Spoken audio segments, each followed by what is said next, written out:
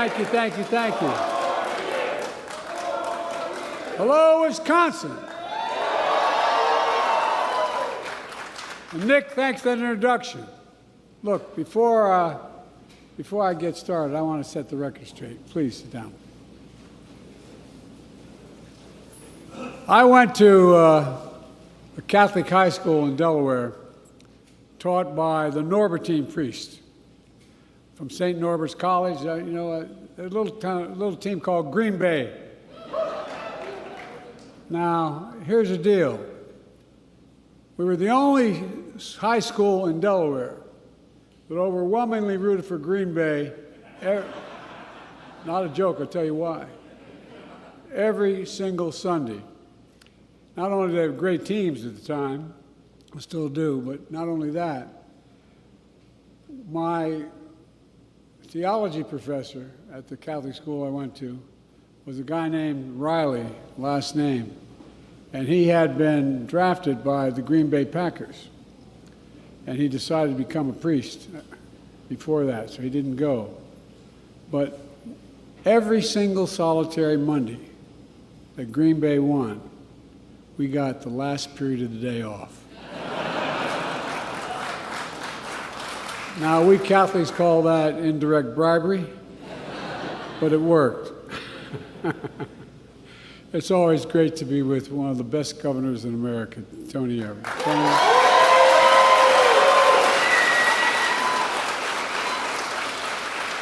I think of Tony, I mean it. I think of one word, integrity. You're a man of absolute integrity. And what I'm really doing, I'm really auditioning for a job with a little company that's going to build something out here. Thank you for the comments you made about what we're doing together. Well, look, while she couldn't be here, I want to thank one of the best U.S. senators in the United States of America, a good friend of mine, Tammy Baldwin. I mean it. You also got a great mayor in Racine, Corey Mason.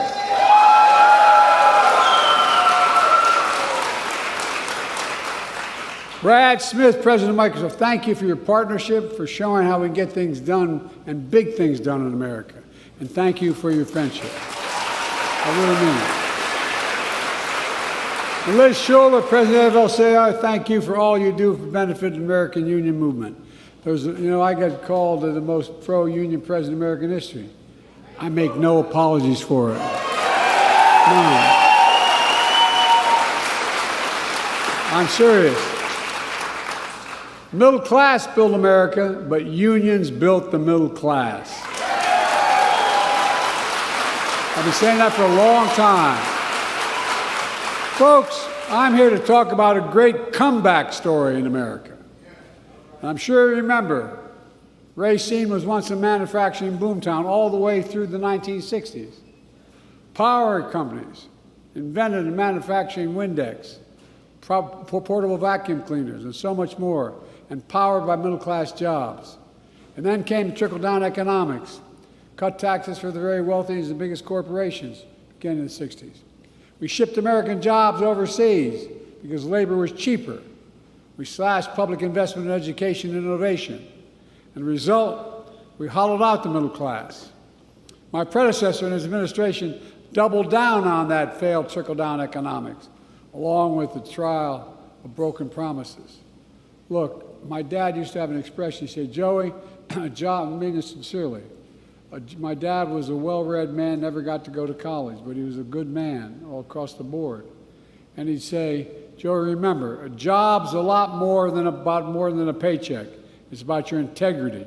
It's about your dignity. It's about being treated with respect. It's about being able to look your kid in the eye and say, honey, everything's going to be okay.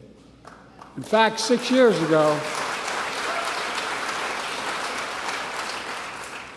when my predecessor came to Racine with the promise of, quote, reclaiming our country's proud manufacturing legacy.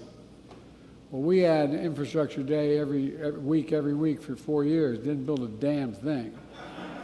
He and the administration promised a $10 billion investment by Foxconn to build a new manufacturing complex, to create 13,000 new jobs.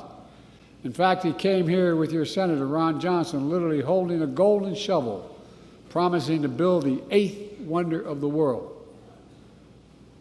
Are you kidding me? Look what happened. They dug a hole with those golden shovels, and then they fell into it.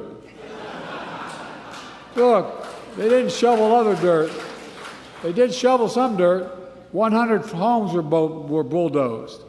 They wasted hundreds of millions of dollars of your state and local tax dollars to promise a project that never happened. Foxconn turned out to be just that, a con. Go figure. In just 4 years under his administration, instead of creating 13,000 jobs in Racine, my predecessor, and 1,000 manufacturing jobs, rather than creating them, 1,000 manufacturing jobs left Racine. 83,500 total jobs left Wisconsin during my predecessor's term.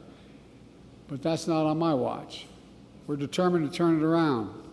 Thus far, since we've come to office, we've created, and with the governor's overwhelming leadership, we've created over 178,000 jobs in Wisconsin, and we're going to create more here in Racine, and big time.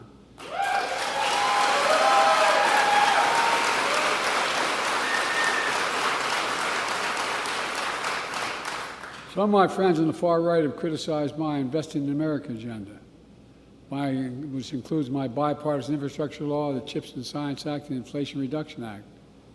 But a lot of businesses that support it as a key to economic growth that we're seeing now. Remember here, you're going to have a recession next week, no soft landing. Well, in fact, I've asked business leaders like Brad a simple question. When the United States decides to invest considerable resources in a new industry that we need to build, does that encourage or discourage them engaging? The answer overwhelmingly is it encourages business investment. And that's what we're seeing now with our administration. My Investing in America agenda is fueling historic boom in rebuilding our roads and bridges, developing and deploying clean energy, revitalizing American manufacturing, and so much more. So far, we've created $866 billion in private sector investment nationwide, almost $1 trillion. Historic amounts in such a short time. Now it's literally creating hundreds of thousands of jobs, building new semiconductor factories, electric vehicles and battery factories, and so much more, all here in America. Today, it's another example of the private sector optimism. Microsoft, as the President already pointed out, is investing $3.3 billion to build a new data center here in Racine. That's going to help operate one of the most powerful artificial intelligence systems in the world, and I've gone around the world, literally, not figuratively, meeting with the leading architects of AI.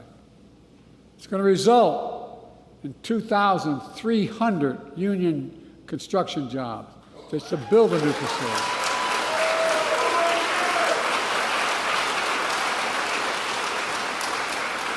And 2,000 permanent workers to work in the data centers.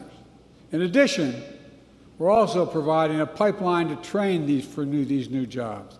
A pipeline that starts right here at this very spot. Microsoft is partnering with Gateway Technical Community College right here to train and certify 200 students a year to fill high-demand, good-paying jobs in data and IT at Microsoft's new AI data center here in Racine. But that's not all. In addition, Microsoft is continuing a pipeline going to high schools in nearby Mount Pleasant to train high school students for jobs of the future. As the boss pointed out, it's going to create 100,000 jobs over time. It's all part of Microsoft's broad plan to build an artificial intelligence ecosystem right here in Racine. And it's going to be transformative, not just here, but worldwide. It's not only significant investment in infrastructure in Racine, but for the people of Racine. It means folks are getting trained. Folks are getting trained in new, high-paying, high-skilled jobs that don't require a four-year college degree and don't require you to leave home. You know, where I come from, that really matters. I know what it's like when your parents have to move the family in search of work because there's no jobs. What it does to the family's dignity. My wife, Jill, who teaches full-time at a community college, cares a lot about this as well. Last year, she announced our first 5 workforce hub sites to build a pipeline of workers and industries that create the new hometowns. There are new hometowns in Phoenix, Baltimore, Columbus, Ohio, Augusta, Georgia, building everything from semiconductors to electric vehicles. Last month, I announced 4 new hubs to continue to train workers for the jobs of the future, one of which is in Milwaukee, that trains workers to help replace every poisonous lead pipe in America in a decade and funded by the infrastructure law.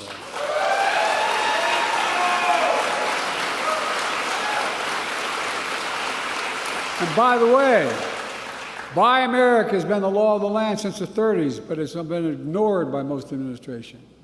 Past administrations, including my predecessor, failed to buy America. Not anymore. Here's how it works. When the Congress sends something to the president to build something, whether it's a road, a highway, a deck of an aircraft carrier, whatever it is, that president's back from law that's passed in the 30s is supposed to hire American workers to build it and use American products.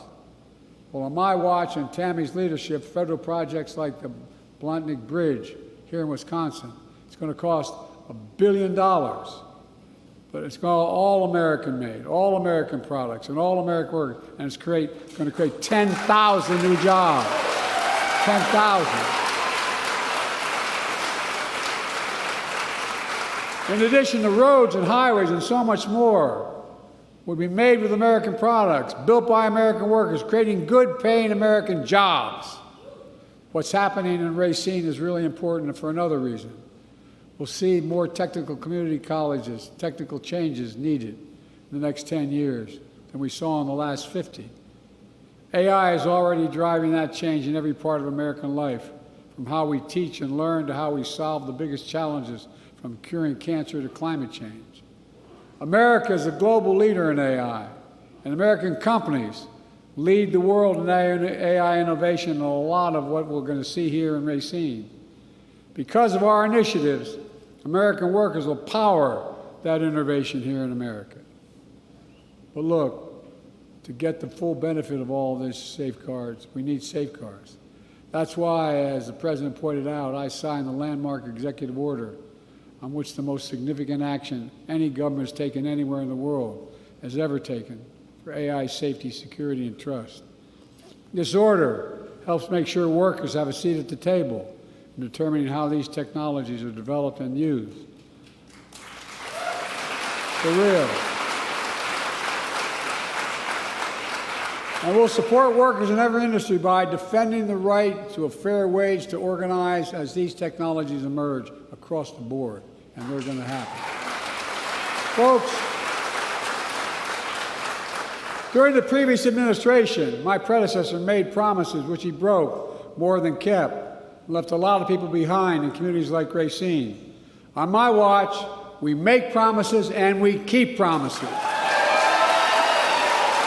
And we leave no one behind. Since I took office, we've added nearly 4,000 jobs in Racine. As I said earlier, we've added 178,000 in the state of Wisconsin. The unemployment rate has hit a record low in Racine. Racine has seen some of the strongest new business growth in all of Wisconsin. And it's only just beginning. We're seeing a great American comeback story all across Wisconsin, and quite frankly, the entire country. The bottom line is, we're doing what's always worked in this country, giving people a fair shot, leaving nobody behind, and grow the economy from the middle out and the bottom up, not the top down. When that happens, everybody does well. Everybody does well.